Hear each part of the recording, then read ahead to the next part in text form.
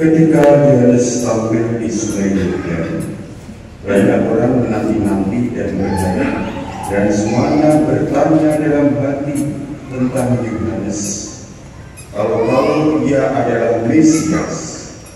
Karena itu Yohanes berkata kepada semua orang itu, "Aku membaptis kamu dengan air, tetapi Dia yang lebih berkuasa daripada aku akan datang, dan membuka tali kasutnya pun aku tidak layak. Dia akan baptis kamu dengan Roh Kudus dan dengan api." Ketika seluruh orang banyak itu telah dibaptis, dan ketika Yesus sedang berdoa, setelah ia juga dibaptis, terbukalah langit dan turunlah Roh Kudus dalam rupa burung merpati ke atasnya. Terdengarlah suara dari langit, "Engkaulah putraku yang terkasih, kepadamulah aku berkenan." Demikianlah sabda Tuhan.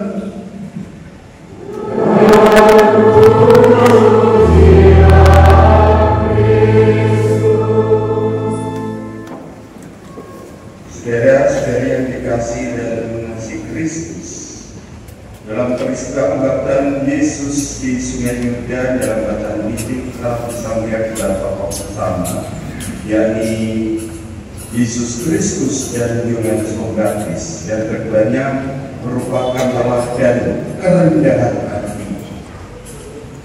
Yohanes Pembaptis yang sesungguhnya nabi besar, sehingga banyak mengira bahwa dialah Mesias yang memperkenalkan dirinya sebagai pembuka jalan dan yang menyiapkan jalan bagi Tuhan.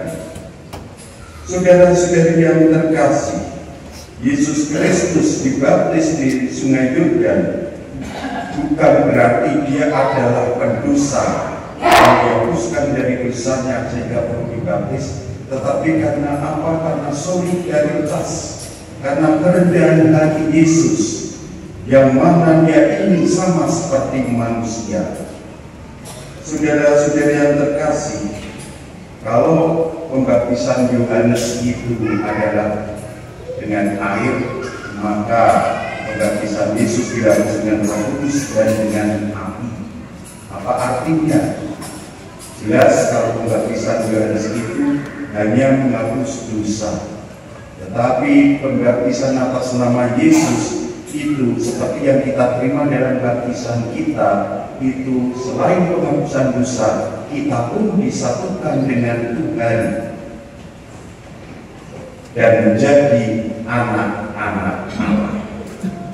Saudara-saudari yang dikasihi dan mengasihi Kristus, Yesus yang ingin solider dan senasib dengan semua manusia yang berdosa, seperti diungkap oleh Paulus sendiri, Dia telah menyerahkan diri untuk kita, menebus kita dari segala yang jahat dan memurnikan suatu bangsa yang akan menjadi miliknya dan yang terabdikan kepada yang baik, diungkap dalam bacaan kedua.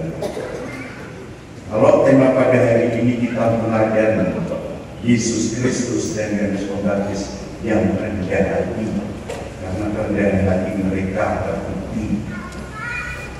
Apa lawan dari kerendahan hati? Kesombongan. Orang yang sombong itu seperti apa? Ketika merenungkan ini, saya teringat akan sebuah film dan diangkat dari kisah nyata, dan ada latar belakang lagunya. Mungkin jenengan nanti bisa gede film apa, mungkin juga pernah nonton. Saya akan nanti ditebar ya lagu apa. Saya tidak akan nyanyi, tapi saya akan main musik. Musik apa yang saya mainkan? Apa? Hanya satu frase saja ya, nggak usah panjang saja. Musik apa? Saksofon.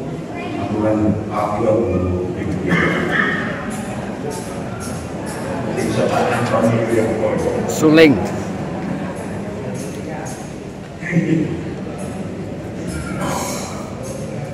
Beda ya.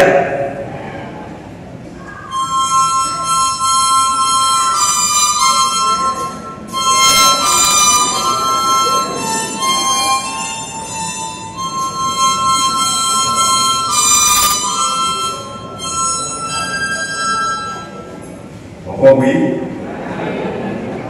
bingung toh? Nah, ini ya.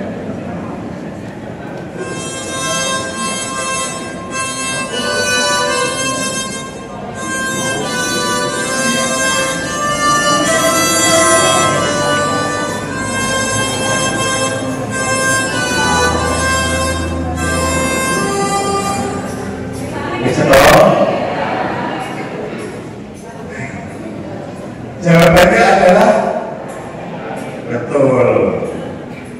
Yang pertama tak gawe aneh-aneh dan bingung. Yang kedua contoh ya. Nah,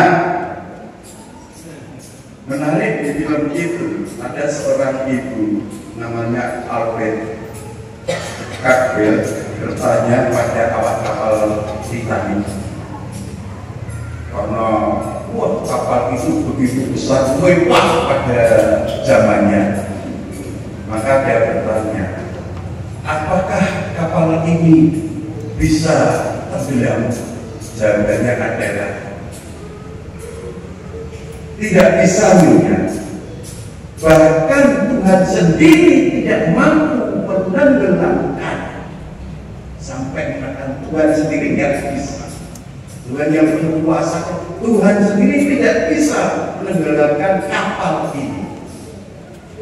Tapi apa yang terjadi?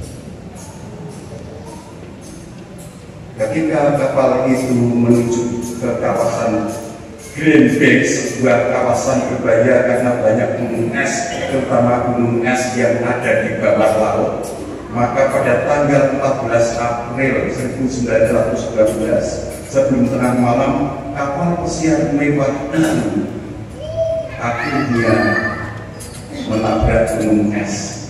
Dan setelah 3 jam berikutnya, kapal itu betul-betul tenggelam.